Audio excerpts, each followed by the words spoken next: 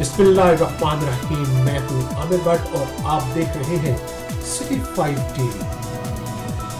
बढ़ते हैं आज की हेडलाइंस की तरफ।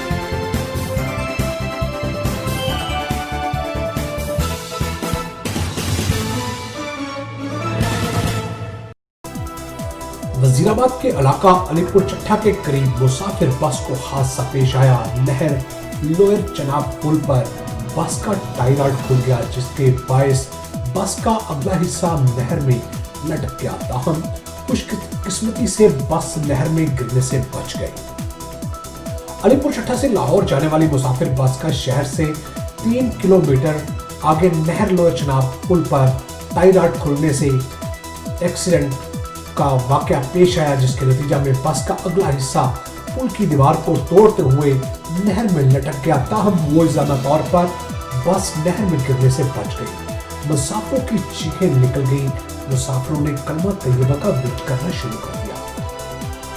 हादसे के वक्त बस में तकरीबन 60 से ज्यादा मुसाफिर सवार थे। ताहम खुशकिस्मती से तमाम मुसाफिर महफूज रहे।